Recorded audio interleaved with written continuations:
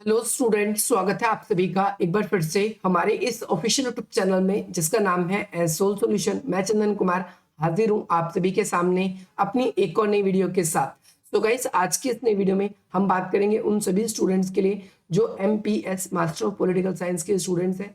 उन सभी के पास में एमपीएस 004 का सब्जेक्ट है और वो अपने 3 सितंबर को होने जाने वाले जो आपके एग्जाम है उन सभी की तैयारी कर रहे हैं, या फॉर फर्दर जो भी एमपीएस कोर्स के स्टूडेंट्स हैं और मैक्स वेवर की वो आलोचना पढ़ना चाहते हैं, तो आज की नई वीडियो आप सभी के लिए इंपॉर्टेंट है। ये वीडियो फॉर फर्दर भी इंपॉर्टेंट रहेगी क्योंकि ये क्वेश्चन बहुत बार रिपीटेड है। सो गाइस, जैसा कि आप जानते हैं, हमने पिछली वीडियो में मैक्स वेवर की नौकरशाही सिद्धांत को क्या इन्होंने विचार दिए थे वो पढ़ लिए थे, और नौकरशाही के सिद्धांत के साथ साथ वेबर की आलोचनाएं भी आपसे कई बार पूछी जा रही है। तो ध्यान रखना है कि मैक्स वेबर ने अपनी नौकरशाही के सिद्धांत को ऊपर बताया, और नौकरशाही का जो मॉडल था उन्होंने अपने इस पे विचार दिए हैं, नौकरशाही के ऊपर विचार दिए हैं। तो इनकी आलोचना जो है तुलनात्मक, कुछ राजनीतिज्ञ है वो इनकी क्या करते हैं, विद्वान आलोचना करते हैं, जिनमें कुछ नाम आप लोगों को जरूर याद रखने हैं अगर आप लोगों को नाम याद रहते हैं तो, जिसमें Robert Merton, Michael Crozier, Robert Michels, Munro, Berger और एल्ड्रीड और डायमंड, ये कुछ ऐसे विचारक हैं। इसमें से चार प्रमुख है। सबसे पहला है रॉबर्ट मर्टन, इनके बारे में बात कर लेते हैं। तो सबसे ज्यादा आलोचना इन्होंने करी है। रॉबर्ट मर्टन जी जो है, इनका कहना है कि राजनीति के अंदर मैक्स वेबर ने अपनी एक व्यापक परिभाषा दी नौकरशाही की, परंतु नौकरशाही एक ऐसी संरचना होती है जिसमें शासन जो है वो सामान्य रूप से हम देखते हैं कि संगठन के हिसाब से चलता है।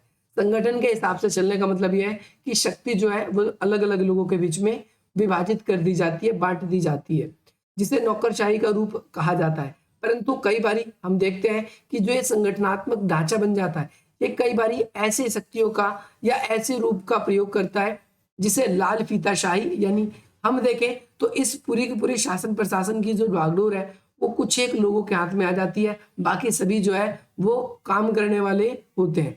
और कई बारी ये जो नौकरशाही है, इसकी शासन की बागडोर ऐसे अकुशल लोगों के हाथ में आ जाती है जिनके पास ना तो योग्यता होती है, ना ही वो शासन को अच्छे से चलाना जानते हैं, परंतु नौकरशाही में शामिल होने की वजह से वो व्यवस्थित रूप से क्या करते हैं, नियमों को बनाते हैं, नियमों का जनता से पालन करवाते हैं।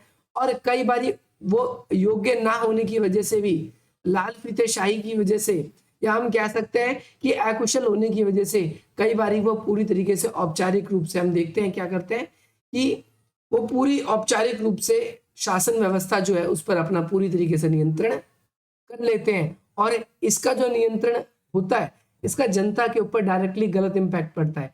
कई बार इनकी जो नीतियां होती है, ये अपनी नीतियां सिर्फ अपने स्वार्थों को ऊपर रख के करते हैं, सिर्फ अपने किसको करते हैं, स्वार्थों को ऊपर रख के करते हैं। आपको ध्यान रखना है, पहली बात। दूसरी बात, कई बारी इनके स्वार्थों की वजह से ये क्रियात्मक और दुष्क्रियात्मक दोनों ही परिणाम हमें देखने को मिलते हैं इनके। कई बारी ये ऐसे भी एक्टिविटी करते हैं जिनमें सिर्फ इनके स्वार्थ होते हैं और उसका लाभ सिर्फ उन्हीं लोगों को मिलता है। तो फर्स्ट वाले विद्वान के बारे में आप सभी को इतना याद रखना है कि उन्होंने ये कहा है। सेकंड बात करें तो माइकल कॉर्जियर, इनका कहना था, देखो ये इन्होंने फ्रांस की 2 सरकारी एजेंसियों का अध्ययन किया जो कि रूलिंग पार्टी में थे, और उन्होंने देखा कि शक्ति और संघर्ष जो है एक महत्वपूर्ण कदम है। और मुख्य रूप से हम देखें तो माइकल है वो कहते हैं कि जो भी कार्यपालिका का हेड होता है या फिर जो भी नौकरशाही के अंदर अपनी स्थिति को मजबूत कर लेता है, वो ज्यादातर जो है अपने बौद्धिक श्रम से या अपनी बौद्धिक इच्छा से होने वाले कार्य को पूरा करवा लेता है। पहली बात ये। दूसरी बात, नौकरशाही पूरी की पूरी प्रशासनिक व्यवस्था पर नियंत्रण रखती है, इसीलिए कोई भी इसका विरोध नहीं कर पाता। तीसरी बात, आप सभी को इस पॉइंट के अंदर ध्यान रखना है कि ये कई बारी नियमों को छल और चालाकी से इनका उपयोग करते हैं, नियमों को छल और चालाकी से उपयोग करते हैं। कई बारी ये खुद के अधिकारों या खुद के हित के लिए ही हमेशा ऐसी नीतियों का, या फिर अपने जानकारों के लिए, हित के लिए ही ऐसी नीतियों को बनाते हैं। इसके अलावा रॉबर्ट माइकल है, अब इनकी बात कर लेते हैं। तो ये कहते हैं कि कुलीन तंत्र में लौह कानून जो है ये है, और आधुनिक समय में, अगर आधुनिक समय में बात करें तो जटिल नौकरशाही के कारण सत्ता में कुछ ही लोग ऐसे होते हैं जिनके हाथ में ही शासन व्यवस्था पूरी नियंत्रित हो जाती है, वो कई बार तानाशाही रूप से शासन करने लगते हैं और वो क्या है कि पूरा का पूरा संगठन उनके नियंत्रण में आ जाता है।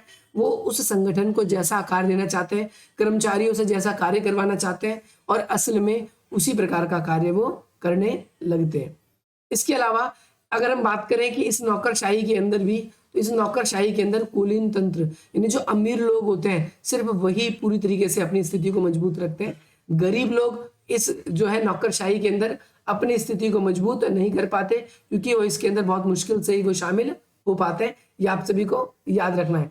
इसके अलावा बहुत सारे स्वयंसेवी संगठन है, इसके अलावा बहुत सारे कैसे हैं स्वयंसेवी संगठन है जो समाज के अंदर क्या करते हैं, अपनी जो स्थिति है उस स्थिति को दुर्बल पाते हैं। कैसा पाते हैं? दुर्बल पाते हैं, आपको ध्यान रखना है।